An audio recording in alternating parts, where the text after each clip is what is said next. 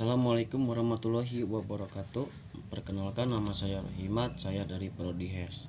Di sini saya akan membahas sedikit tentang pendidikan anti korupsi untuk perguruan tinggi. Nah, di dalam pokok bahasan ini, di sini saya akan membahas dua tentang pokok bahasan ini.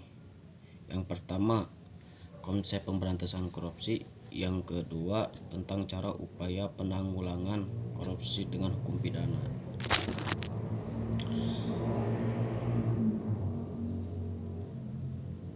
Yang pertama, konsep pemberantasan korupsi. Tidak ada jawaban yang tunggal dalam sederhana untuk menjawab mengapa korupsi timbul dan berkembang demikian masif di sebuah negara. Ada yang mengatakan bahwa korupsi itu diibaratkan penyakit kanker ganas yang sifatnya tidak hanya kronis saja, tetapi ia juga takut akan menggerogoti perekonomian di sebuah negara secara perlahan. Namun pasti penyakit ini menempel pada semua aspek bidang kehidupan masyarakat sehingga sangat sulit untuk diberantas. Nah, perlu dipahami juga bahwa dimanapun dan sampai tingkat tertentu, korupsi memang akan selalu ada dalam suatu negara atau masyarakat. Yang kedua, cara untuk upaya penanggulangan kejahatan korupsi dengan hukum pidana. Dengan cara penanggulangan korupsi dengan hukum pidana, ada 3 cara untuk penanggulangannya. Yang pertama, kebijakan penerapan hukum pidana. Yang kedua, kebijakan pencegahan tanpa hukum pidana. Dan yang ketiga, kebijakan untuk mempengaruhi suatu pandangan masyarakat mengenai kejahatan dan pemidaan lewat mass media. Melihat pembedaan tersebut, secara garis besarnya upaya penanggulangan kejahatan dapat dibagi menjadi 2 bagian, yakni melalui jalur penal dengan cara menggunakan hukum pidana, dan yang kedua yakni jalur non penal diselesaikan di luar hukum pidana dengan sarana-sarana non penal. Mungkin segitu yang bisa saya sampaikan.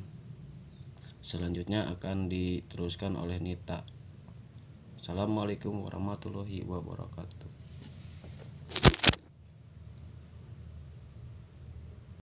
Assalamualaikum warahmatullahi wabarakatuh. Perkenalkan, nama saya Nita Nurjana, akan melanjutkan pembahasan dari Rohimat, yaitu tentang strategi upaya pemberantasan korupsi.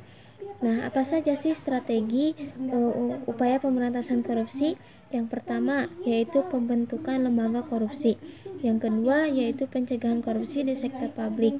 Yang ketiga yaitu pencegahan sosial dan pemberdayaan masyarakat. Dan yang keempat yaitu pembuatan berbagai instrumen hukum yang mendukung pencegahan dan pemberantasan korupsi. Yang kelima yaitu kerjasama internasional, dan yang keenam yaitu monitoring dan evaluasi. Yang ke-1 yaitu pembentukan lembaga korupsi. Lembaga apa saja sih yang menjadi sasaran dalam menyusun dan memberantas korupsi? Yang pertama yaitu lembaga politik, seperti partai politik baik yang berkuasa maupun yang tidak berkuasa. Yang kedua yaitu lembaga legislatif yang bertugas mengeluarkan kebijakan-kebijakan. Yang ketiga yaitu lembaga peradilan seperti adanya polisi. Dan yang keempat yaitu institusi lain seperti Inspektorat Jenderal. Dan yang kelima yaitu lembaga independen seperti adanya lembaga pendidikan, swadaya, dan media. Dan yang keenam yaitu lembaga atau sektor swasta seperti kontraktor dan auditor. Yang kedua yaitu pencegahan korupsi di sektor publik. Dengan cara apa sih mencegah korupsi di sektor publik? Yang pertama yaitu dengan cara mewajibkan pejabat publik untuk melaporkan dan mengumumkan jumlah kekayaan yang dimiliki baik sebelum menjabat ataupun sesudah menjabat. Dan yang kedua yaitu dengan melakukan lelang atau penawaran secara terbuka. Yang ketiga yaitu dengan mengembangkan sebuah sistem yang transparan dan akuntabel dalam hal perekrutan pegawai negeri dan anggota militer. Yang ketiga yaitu pencegahan sosial dan pemberdayaan masyarakat. Apa sih pencegahan sosial dan pemberdayaan masyarakat? Yang pertama yaitu dengan cara berpihak pada masyarakat untuk mendapatkan akses terhadap informasi. Yang kedua yaitu dengan cara kesadaran dan kepedulian publik tentang bahayanya korupsi dan isu pemberdayaan masyarakat. Yang ketiga yaitu menyediakan sarana bagi masyarakat untuk melaporkan kasus korupsi. Yang keempat yaitu perlu dibangun sebuah sistem di mana anonimitas atau kerahasiaan identitas pihak pelapor tidak dapat diketahui oleh pelaku. Dan yang kelima yaitu untuk meningkatkan peran masyarakat seperti adanya lembaga swadaya masyarakat.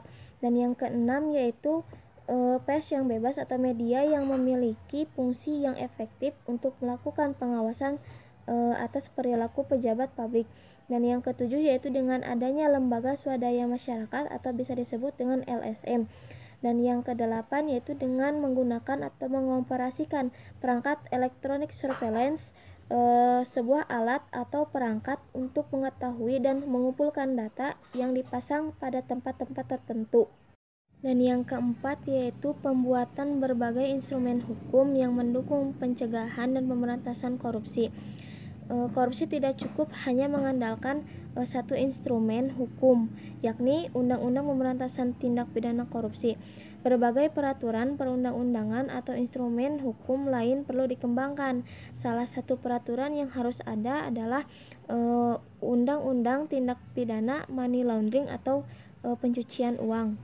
Yang kelima yaitu kerjasama internasional. Melakukan kerjasama internasional atau kerjasama baik dengan negara maupun dengan internasional atau bisa disebut dengan NGOs. Misalnya membuat program nasional integrity system dengan melakukan pertukaran informasi, peningkatan pengetahuan serta keterampilan aparat penegak hukum atau agen pemberantasan korupsi. Dan yang terakhir dalam strategi upaya pemberantasan korupsi yaitu monitoring dan evaluasi. Tanpa melakukan monitoring dan evaluasi terhadap seluruh pekerjaan atau kegiatan pemberantasan korupsi, sulit mengetahui capaian yang telah dilakukan. Dengan melakukan monitoring dan evaluasi dapat dilihat strategi atau program yang sukses dan yang gagal. Dicukupkan sekian dari kelompok kami. Wassalamualaikum warahmatullahi wabarakatuh.